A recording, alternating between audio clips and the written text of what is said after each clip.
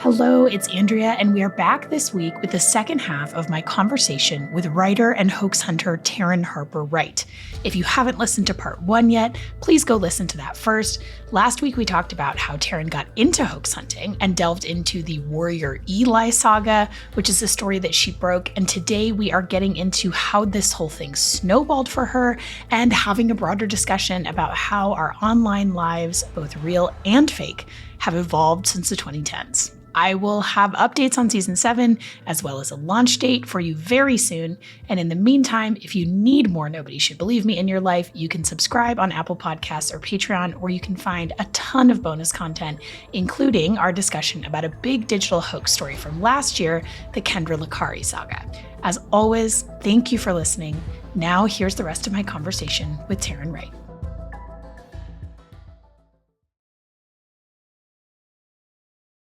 Yeah, and in one of your interviews that I was reading, you talked about how there was a young woman that you had been following and you felt that she might be at risk of self-harm if you exposed her. And so can you talk about sort of how you handled that situation?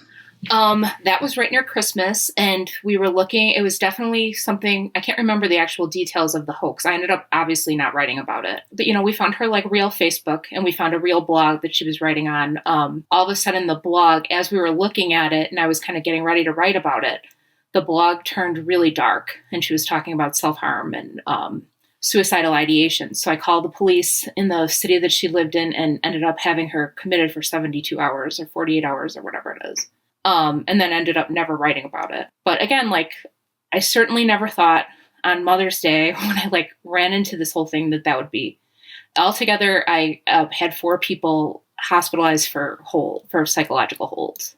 So that's rough. Wow. I mean, it's a lot to carry. It's a lot to carry. And again, I really do measure my impact. I don't want to do something that's net negative for sure. And it turned out, it was just toward the end of it, the internet was definitely getting meaner.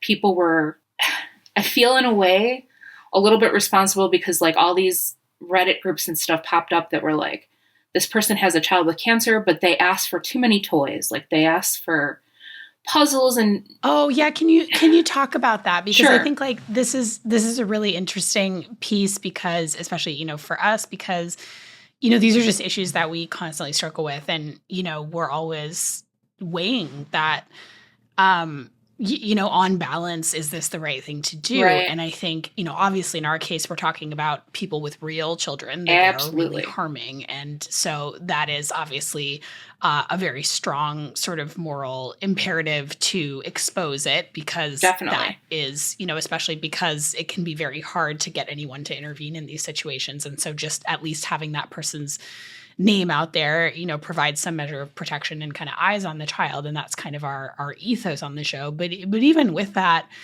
we're always concerned about what that exposure is going to do to, the perpetrator, what that might, what effect that might have on them and the people around them and how things might, just go sideways in sort of ways that we didn't expect. And I think one of the other things that we really worry about is just that this will put, very unintentionally put scrutiny on parents who legitimately have a sick child, who are just acting weird or sort of overshare online or, that kind of thing. And so, Kia, can you tell us about this instance that you had where it was not the kind of thing that you would expose, but something very different. Yeah. And of course, I think you're doing great work. And I definitely think that, but you're one of the only people I can talk to in the world that has been through some of the same mental stuff that I have as far as figuring out what am I doing here? Is this helping or hurting? And I think that I helped, I really do think that overall net positive. But anyway, we had all of a sudden most of my emails that I would get, at the beginning, I would get just blogs to look at that were pretty obviously fake or, that were a little, the majority of people out there can't write, it's, if somebody, not to sound like a jerk, but I mean, and that's good. Like the majority of people are like looking for support. They don't have to like write these beautiful flowery sentences about their kid. Like they can just say, here's my kid. He's going through this. If you want to send him Legos, like here's the address or whatever. Like that should be okay. Like it shouldn't be the end of the world. But I would get emails from people saying, okay, I know that Jeremiah has cancer, but Jeremiah's mother has asked for toys 3 times this month. And I just think that that's too much. And I think you should write about it on the blog. And I was like, there is nothing in my personality that is enforcement of any kind. Like I don't want to be the internet police. I don't want to be harassing a family that has a child that's sick, that are trying to make their child smile like a little bit, so it was like a lot like that. And just people. So when I wouldn't write about it, it got to the point where people would like start these Reddit groups that were just like, Jeremiah's mother is asking for this, like, oh, she had a foreclosure 22 years ago, and oh, she was bankrupt 7 years ago. And she floated a check like 4 years ago. I mean, it was crazy. It was just like all this personal info that I had seen when I was writing about it, but it wasn't notable for the case, like, why would anybody want to like share that stuff? So it just, people that like wanted to do what we were doing with my blog, but didn't know how to really do it in a way that was like not completely, would it be libelous? I don't want to mess up with a creative writing major. Yes, or slanderous. Yeah. Whatever it is. I can never remember let me see. If you're writing it, it's libel. Okay. Yeah, so libel. But they were all libel. I mean, it was crazy. I can't believe that nobody's been sued, like for sharing the stuff that they did. So that kind of like put a huge bummer on the situation. I mean, like it was a lot of that where it was just like, did I like create this monster here? Like this is not the best feeling. Yeah, I mean, I it's for sure something I can relate to. And, we don't really tend to cover cases that kind of come in off the wire, as it were. It's usually something that I have either some sort of personal or it's a big lawsuit or something that, that we end up covering in depth on the show. But certainly people send me so many cases. And I think that that's kind of, I can't read them because I also like have that personality where if it is intriguing, then I'll be like, oh, I'm going to just put everything I'm supposed to be doing over here and then just go down this rabbit hole for the next, right. week. There's 14 hours of your life right down the tube. Totally get that. Yeah, totally exactly. Get that. And also just that like, I think it's dark, right? Like it's dark stuff to look into. Yeah. And it takes a toll when you're going into these internet spaces and looking at this behavior and thinking about why people would do it. And, and thinking about like, and then when people get in touch about their experiences they had with a person like that, mom that talked about leaving her dying son's bedside. I mean, that's just like a huge weight to carry. And I think it's like, yeah, I just really relate with that feeling of like sort of opening the Pandora's box. And then you're like, wow, what did I do? That's 100% what it was. It was just like, wow, I am 100% not. I mean, like eventually I would give everyone my phone number. I would give the hoaxers my phone number. I would give the people affected my phone number. I was spending so much time on this that it was, and it was just like, okay, the only person that this, again, like, and now I've been to therapy, so I'm doing much better with boundaries and stuff. But like, at that point, I'd be like, the only person that this is really affecting, like, I'm sure I'm like not sleeping and like, I'm doing this all the time. And I'm, like having nightmares and all this stuff, but it's just, I'm helping people. Like, I'm definitely helping, like, I'm friends with the hoaxers. Like, they know that I don't think that they're bad people. Like they know that they just did a bad thing, like. And explain to me that piece, being friends with the hoaxers, because that's actually something that I find relatable, but I think a lot of people would have the opposite reaction where they're like, well, why would you want to be friend this person that did this? And like this person's you're talking about that kind of visceral reaction that we have to people and like understandably, right, that engage in this kind of behavior that is, fraudulent and emotionally exploitative. And, it has real victims, even if the children are fake, the people who get pulled into it and that betrayal that they experience and that exploitation they experience is real. So tell me about a couple of the people that, you said you didn't really end up keeping a relationship with Emily, but in some of these cases, subsequent cases you did. And so can you tell us a little bit about that? I mean, I think that as I was researching every single case, I would be like, this is the worst one yet. There's no redeeming qualities. This person is just going out there to do evil. And they look in the mirror every day and are like, I am Voldemort. I'm going to like, just take this whole thing down. And then I would actually interact with the person and most of the time talk to them, and they'd have like a good sense of humor. Or they'd be like super, I mean, like a lot of the people that I wrote about were really good writers, you know, like that I was like, okay, take this and like make it fiction and you'd be doing great. You know, like you're a better writer than I am. And you just wanted to start a fiction workshop for all these people and be like, put it in that. Andrea, so naive. Just to get yourself in a creative writing. When I tell you again, so naive. Like it's almost adorable. Like I just want to be like, oh, cute little Taryn, you were so adorable 12 years ago. But yeah, I was like, just write creative writing. You can get a book deal. Like this is going to be, and I'd be like, write about being somebody that has freaking Munchausen by internet. Like write your memoir. We've never had that, you know, like that's super interesting.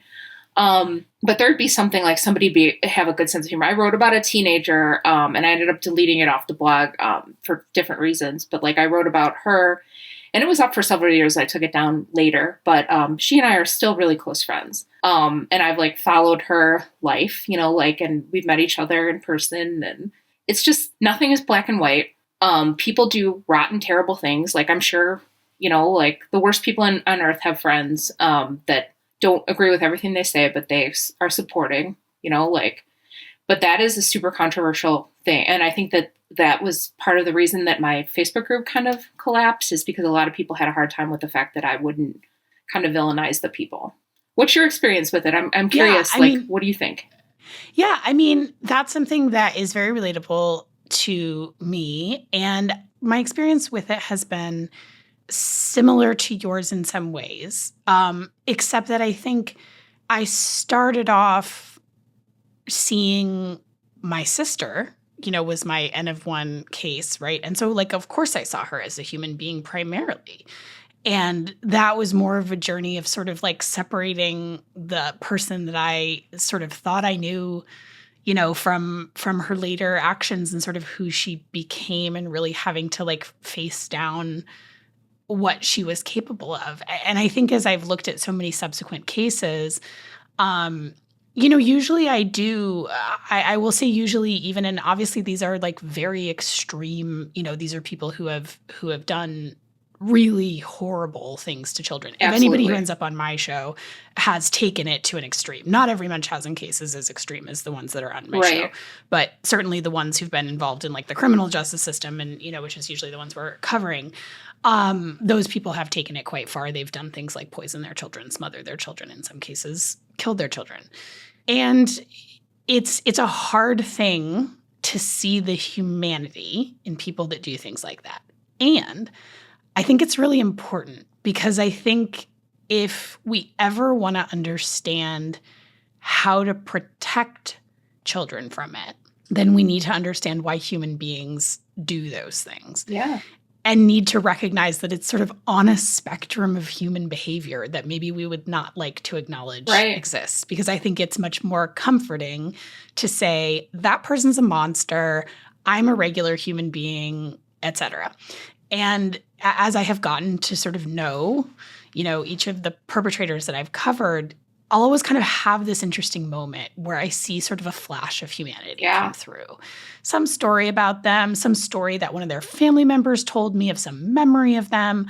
You know, with Sophie Hartman, you know, I'm still friends with her. I ended up getting to know someone who'd been one of her best friends really well. And we still talk to each other all the time. And like, there were journals included in the police reports where she talked about her personal experiences, like the way that she was experiencing, you know, I've been this way since I was a kid, and why do I do the things I do? Yeah. And it was just this very like sort of human moment. And the one I had the most trouble with was our season 6 case. I couldn't find that moment. And I'm not saying it doesn't exist, but I could not find a moment with Lisa where it just felt like nobody shared a memory of her that felt just like sort of unrelated to the stuff she was doing. It was just all part of it just all felt like part of the scam. And obviously she had taken it to the most extreme. You know, her son died, and obviously that's just like a difficult thing to face. But I always think that like if I ever stop looking for the humanity in the people I'm talking about, it's time to quit. Totally agree with you 100%. I mean, was kind of my way of thinking. You expressed it much better than I did. I do not want to be a person that is like, like, look at the crazy person, like here's this crazy person. This person has done bad things. Like, I'll shame them. Like, I didn't want it to be about shame. I really did think it was helping them as far as like maybe seeing their name like in print, seeing the other people they had affected on the other side of a keyboard would make them kind of stop and like move on to their real life. Like, to me, like, and toward the end of my blog, I like hired a psychologist to do sessions with these people. I was like, hey, I can like refer you to the psychologist. None of them took me up on it. We offered to find like a psychologist to do like 5 sessions or something in their hometown, and nobody took me up on that either. Just because I was really kind of concerned with like, okay, I don't want this to just be an experience of like, here's somebody's name on the internet. Like, I do want people to get help and like have a good life, that they're not feeling the urge to pretend that they have cancer on the internet, like, and I don't want to be the type of person that's just like, I heard from so many producers and stuff like that while I was writing my blog that wanted to do TV shows. And the vast majority of them were, all right, we're going to have you hide in the bushes and this person comes out and you're going to jump. And I was like, have you read my blog? Like, jump out and say, I know that you're pretending to be Amy Marshall online. And you have like the catfish ambush moment with like, just like me doing shove that. a camera like, in someone's face. It's just like, I'm not intimidating in any way. And like, it was such a bummer. I mean, like, it's good to talk to you and hear you say that, because it's really hard for people to get it, because it's such a black and white issue for so many people. And it just never was to me. And it got harder and harder to kind of like keep that perspective in the blog without having people. I mean, I've had a lot of crazy experience because of my blog, as far as people reaching out to me in different ways. And that became a little bit too much for me too. So yeah, I'm glad I didn't sign up to do a TV show where I was jumping out of bushes at people. I mean, that would have been pretty horrible.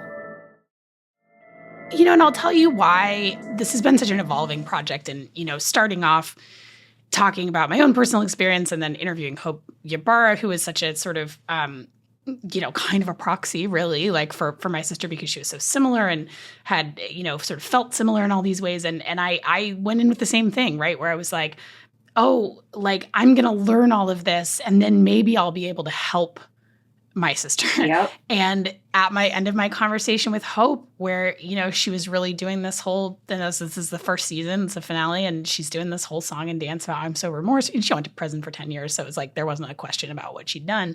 And she was, I'm so remorseful. And I just would do anything to get back with my family. And so I was like, well, I know, like, Mark Feldman and Mary Sanders, top experts in the world. Like, if you want that help, oh, absolutely. And, I'm not afraid of hard work. And do you think I ever heard from her again? Like, no, of course not. Because they don't want to help. And so I think I've moved on from that feeling. But certainly, like, in terms of now, if one of them surprises me along the way, off we go. I would absolutely help anyone. Seriously, how wonderful would that be? I mean, yeah. And I keep an open mind for that sometime happening. And I think the more likely and possibly productive thing that could come of that in terms of helping the perpetrators is that if it was caught much earlier and they had not done the things that they've done. I mean, I think the people I cover on the show are in as deep as you can go. So I think that would be a difficult one to turn around any of the cases that are on the show. But I also, like, I just want to reflect to you too of like what I've seen as the real public usefulness of not treating people like monsters is that I think, and as we're sort of expanding the show right now and looking at these other cases that are abuse cases that are not Munchausen by proxy and that are parents that have said they've been falsely accused by doctors of abusive head trauma and broken bones and this kind of much more scientifically straightforward cases of abuse. And I ended up having a lengthy conversation with one of them. And I think that when we make it about people being monsters, we totally flatten that person and we're not going to recognize what abuse actually is, because the reality is, and especially once you sort of get out, and Munchausen by proxy perpetrators are a specific breed for sure, but like when you sort of widen the scope to like all people who abuse children, they're not monsters who are completely unlike the rest of us. They're human beings who are committing horrible acts. Right. And in many cases, there's a whole bunch of things that led up to them committing that horrible act that could have been prevented along the way. And if we start putting them in these buckets of like, this person's a monster and just no matter what you did, they were going to do this horrible thing, and then this person's a good human being who would never do this horrible thing, then we get into these sort of biases where if somebody is, and I look at these narratives about these parents that claim to be falsely accused that were just, there is no evidence they were falsely accused. And they say these things like, well, this person, they give examples of that person being a good dad, or that person, is the baseball coach, or they're a paramedic, or they're sort of this other upstanding person in this way. They're a homeowner, sort of these things of like, well, how could that person be the same person who abused a child so bad they ended up in the hospital? Well, that is the same person who does those things, because people are so multifaceted. And I think, it is a little different with Munchausen by proxy perpetrators, because eventually their entire lives become sort of consumed by the lie, and there sort of isn't anything more than a mask eventually. So I do think there is like, it is a little different, but it also like, I think about the perpetrators that we've covered, and, I think you were sort of speaking to this with some of the stuff with Emily, where like they were offering comfort to people who were going through that. And those experiences for those people were real, and so it's like, can you say they never did anything good? She was raising money for a cancer charity that was legit. And hopefully, that obviously that's horrible that cancer charity had to go give refunds. I think if I was a person that donated to a legitimate cancer charity, because I got a sob story, even if the sob story wasn't real, I'd be like, well, it still goes to kids. Please take the money. I don't think I would be the person asking. Same. I don't think I would be the person asking for my refund, but that's, people are entitled to have their own emotional reactions. I mean, that's not surprising, but people have all kinds of reactions. And I also want to say, like, I think people are allowed to have whatever kinds of reaction they have when they're personally involved. And also, like, it took me a long time to get to this perspective, and I'm sure you had an evolution of your perspective, right? And it's like, if someone is in the moment of finding out they've been betrayed, that's obviously very different from having some time to reflect on it. I don't blame people for being angry. I don't blame them for, wanting to cut that person out of their lives. Like, I think those are all understandable reactions. I just think if you're going to be a person that's engaged in telling these stories to any kind of a public audience, that's kind of where the responsibility lies in my mind. What do you think? Oh yeah, 100%. I mean, again, like I just, I had to start moderating the comment section of the blog because it just got so and again, like you can be angry. Like I'm okay with people being angry. I'm okay with people calling me and telling me, how hurt they are and things like that, or even like writing about how hurt they are. But when it comes down to like, we're going to make fun of the way this person looks, or we're going to call every job they've ever had and tell them that this happened. Like we want to shame them in their community and things like that. Like, again, like your stakes are much higher than the people who I was writing about. Like, I will say, I really hope you're taking care of yourself, because that's a lot. Oof. Like therapy, again, like has helped me so much. And I did need therapy after like writing this blog, because I have a great therapist. Good. I'm so happy to hear that, because it, like you said, it can get very dark. And it also, when I did not have any boundaries and I was just taking everything on, woof, that was a big mistake. So it, I do agree. Like I think that to be a good person, you've got to be a good person when people aren't watching. Like I really do believe that. And I don't want to write something to get attention, like the media attention, or get my own TV show, or get like a book deal and like put somebody down because of that, or like climb up the backs of like these poor people who have done a horrible thing. But like, I definitely don't want them to suffer shaming. I mean, like there's such a tendency for people to like want to ruin the lives of somebody that have done something wrong. And I get like, we want to keep people safe from what they're doing. Like I would kind of agree, like maybe we don't allow them to start cancer groups or something, but not, I never want you to be able to earn a living. I want you to like die in a cold trailer somewhere, like there's a lot of that.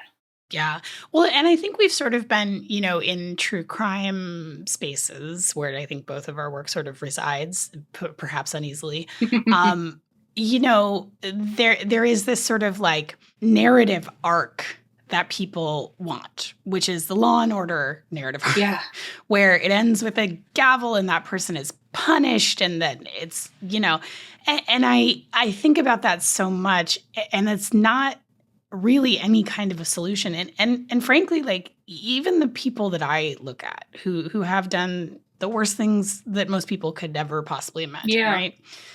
To their own children. And like, I don't care particularly whether or not they're punished. I want the people around them to be safe. Yes. I want them to no longer be able to harm other people. But especially knowing the sort of what I do about what those people are like, I'm like, there's not going to be a lesson learned like ever. So, what is the point would be, and this is from talking to survivors who have very complicated feelings about their parents. And some of them really hate their parents and want nothing to do with them. And then some of them really love their parents and can't have a relationship with them, but don't want their parents to be, in pain and don't want their parents to be ostracized. They just, so it's like, I think that's really opened my eyes. Like, it's just like, it's complicated. And like, there is no neat bow to tie things on the end, And I got that a lot in my blog, like writing the blog, that people would be like, well, let's contact the police station. And I'm like, what laws has this person broke? Like, this person pretended to be somebody on the internet. Like, that is not a crime. And a lot of people would say, like, the technology hasn't caught up with it yet. Like the law enforcement is lagging behind the technology. Like there's something has to be done with these terrible people that are stealing pictures on the internet. And it's like, really? Like, again, I'm sure you and I could talk about prison reform and stuff all day long. And, like it's supposed to be, like a punishment that improves the person, right? Like what improves this person by sitting in prison for taking somebody's picture, like, come on. Yeah. Well, and I think it's funny. It's like a mark of the time that's passed, right? Between now and like in the mid 2010s of like, I think most people would like sort of the idea that a person on the internet is not who they say they are is sort of like so normalized now that you're like, if like if some like, middle-aged schlub guy is getting like a lot of messages from like a super hot lady in Ukraine, you're like, dude, that's right. Not a real lady.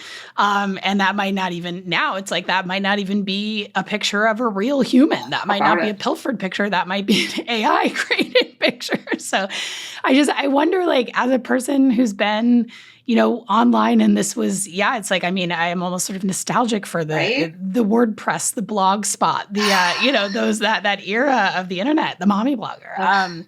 May she rest. She's become like the TikTok trad wife or whatever the iteration is now. But like, what do you think about this problem of Munchausen by internet? Do you think it's headed in the right direction? Do you think people have gotten more savvy about it? Or do you think like, oh, if there was like that many opportunities back in 2013, there's just like exponentially more now? I mean, I think I got out of the business at the right time, honestly. Like, I loved like pouring through a 300-page blog and like looking for inconsistencies. Like, but now AI, holy mackerel. And again, like, it's normalized that people are lying on the internet. Then I had I think the year that I started the blog, the Catfish movie came out. And like a Huffington Post writer actually came to my house for 2 days to watch the movie together with me, to like see what I thought of the movie. I mean, that's how not heard of it was then, like it wasn't this problem that we all like knew about.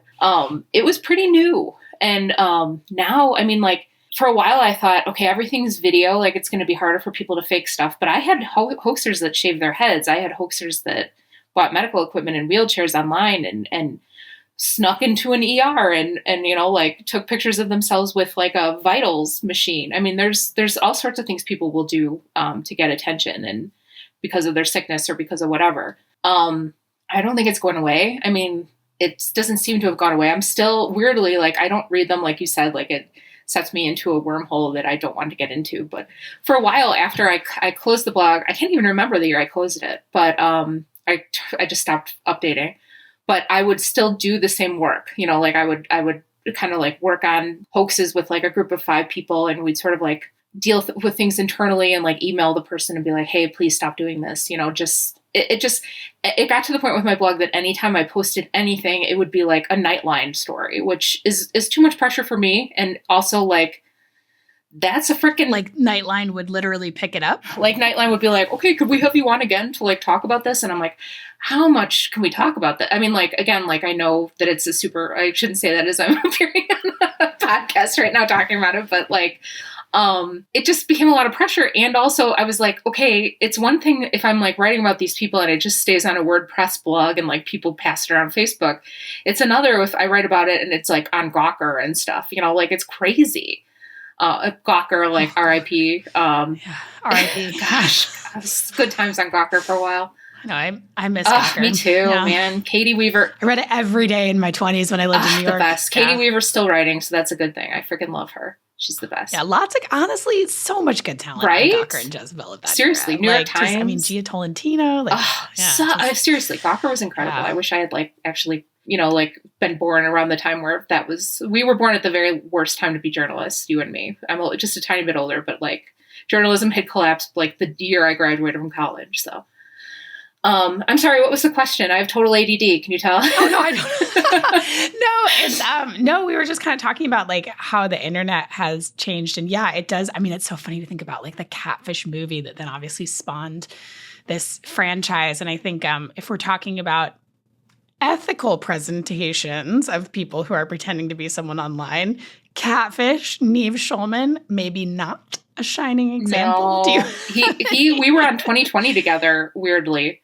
And I didn't meet him. It was just like 2 separate stories. But like, I think he kind of is a warning to people. I mean, I don't want to like rip on him, but like, I don't want to be the type of person that's doing something just to have an MTV show and like making stuff up just to like make something interesting, you know? Well, yeah. And I mean, that show, I did watch some of it. It was pretty addictive. The movie was fascinating. But I mean, then there's been, I think, Neve Schulman's a pretty well-known problematic figure at this point. But also I think there wasn't, I do think it's a cautionary tale in sort of, you know, listen, hoaxes and liars and, you know, scams, like they're fascinating. I'm not, you know, we don't shy away from, we certainly don't do things for entertainment value, but I know that the storytelling piece is important. And like, I get all of that. And we are, you know, you do have to like sort of tell these compelling stories if you want people to listen and kind of get the message you want them to get. But I think, you know, Catfish never seemed to have a higher calling than just,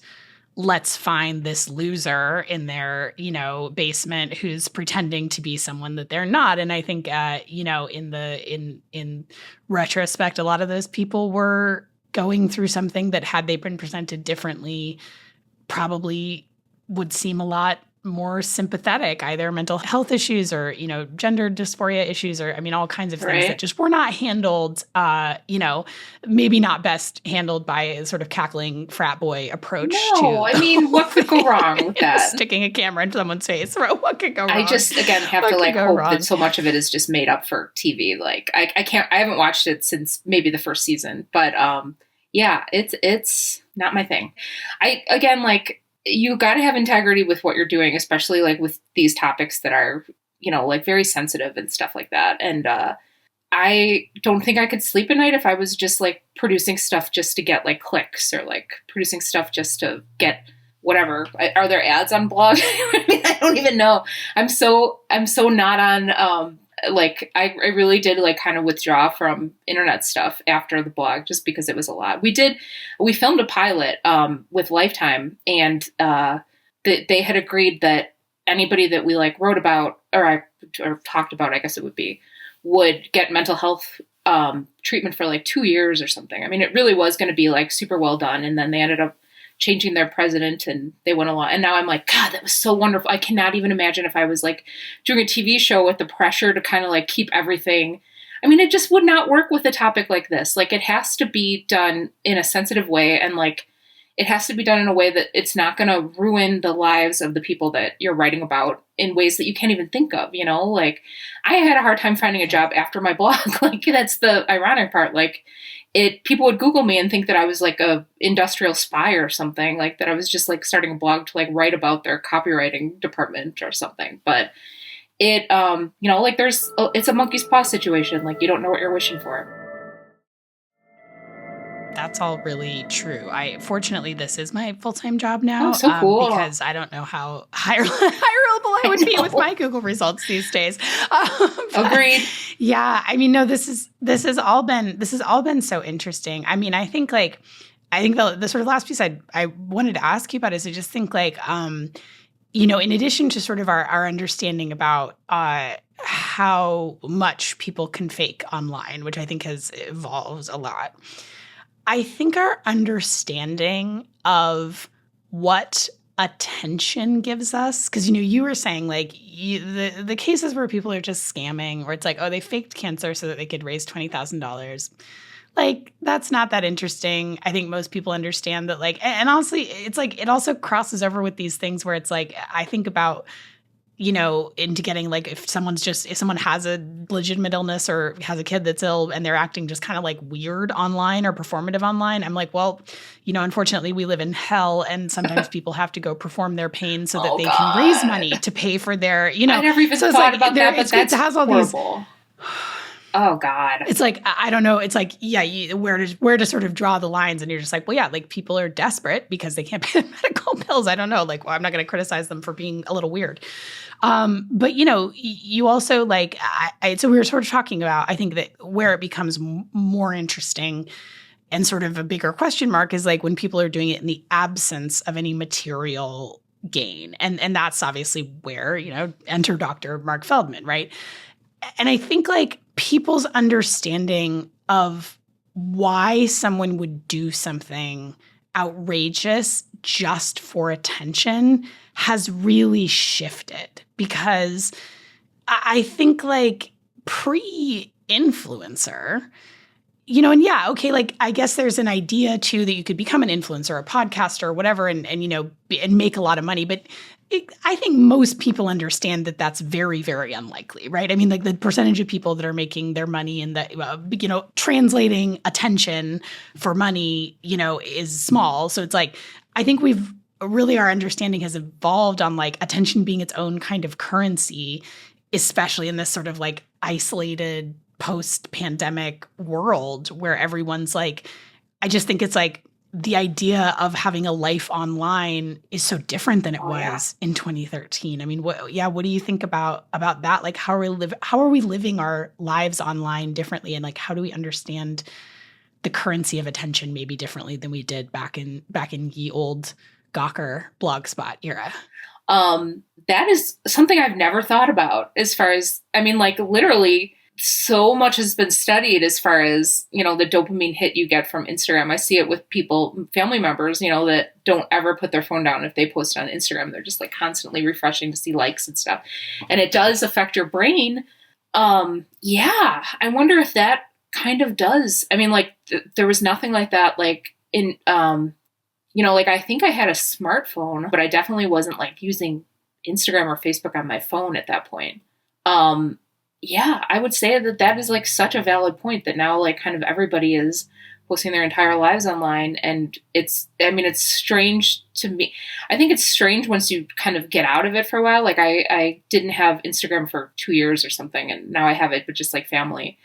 And then you go back on and you're like, wow, this is so weird that people are like, here's what I made for dinner today. And they like post a picture of it, or like, here's this like intimate, I mean, people posting with like their dead grandparents and stuff. It's just kind of wild. Like anything for that, like click, and it's nothing, but our brains are such dopamine addicts that it's difficult to kind of get out of that cycle. And you wonder how much of that, like, gosh, I kind of speechless with that one, because I have to really do some thinking on it. But that is, that's a wild thing to think about. Just now, like kind of everybody is curating their lives in a way that boosts attention seeking, like you could take any life and kind of make it interesting now, and people follow it, like. Yeah, we're like all, we're all engaging. It's like, I think about this a lot, like that so many people are engaging in a sort of low grade form of this behavior, and like in a very low grade form, right? But like, I think the apex moment of it for me was that show, the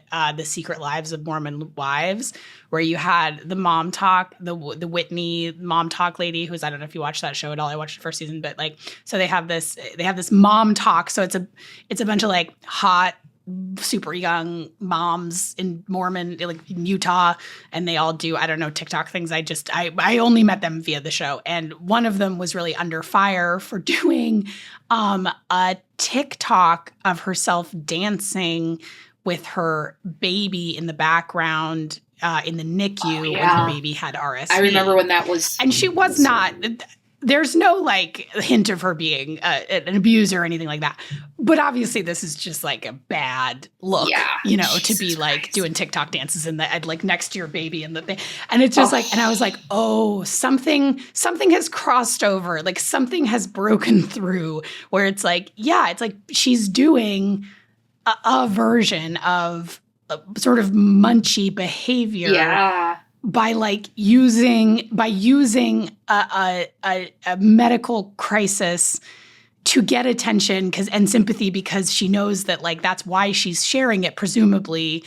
And obviously there was like backlash in this incident, but it's like you can just see where it's like, oh, if someone's posting all of their stuff online and they're already putting a ton of content with their kids online, which I think is like something that we will all look back on in horror in a future era of just be like, why did we ever let anyone put pictures of kids online ever for any reason? But like, you're just like, oh yeah, like this is a lady who's just lost her boundaries. And like, are we all headed in some direction where we're all just performing our illnesses online? Yeah. It's like, you can just see, it's like, it's spilled over so much into like people that are not in the profile of someone who's doing it. But it's like, I see people talking, it's like people self-diagnose so much more. People are talking about their like, people are just on here, talking about all of their diagnoses, psychological and otherwise. And I'm just like, yeah, like the degree to which we've lost our boundaries around all of this. And like, I think it's like great that it's been normalized. And sometimes like maybe it has been too normalized. But yeah, it's just, that's something I just think about a lot. And it's like talking about this era of like blogs and like sort of photo sharing websites in their infancy. Oh, it's just like, man, it's a different world. I totally know what you're saying about, I mean, like the woman dancing in the intensive care unit. I don't know how to pronounce that. You see it. I mean, like, have you ever like stumbled upon somebody that has like a lot of Facebook friends, but not a lot of interaction from them? And they just constantly are like on my way to the doctor, have a fever. Like, it's just like this constant like drip of information about health stuff, like, and they don't even get a lot of attention from it, but it's just like become normalized to like, I mean, I had my appendix out in February and I was like imagining what it would be like to be like in the ER right now, like, here's my results of this, like sharing your vitals, getting like, a selfie with the drip all the time. Yeah, I mean, like, and then I'm sitting there like feeling terrible and imagining like taking selfies, like to post on Instagram. It's such a weird, again, like the trick is to like leave Instagram, leave Facebook for 2 years, come back and then just be horrified by like what it has become, because it's just so strange. We both sound like two little Luddites, like, how dare you bring back Gawker? I long for it. I long for it. I feel like it's really telling that like the being offline is something that people now are just like envious of. Like the immediate feeling is envy. If you talk to someone that's like, oh, I'm just not like my business partner, Ben, and he's just like, yeah, I'm just like not on social media. I'm like, how? What do you mean? Like, how do you do it? Well, so are you, as my kind of like last question, like, where did this all take you? So you're no longer doing the blog.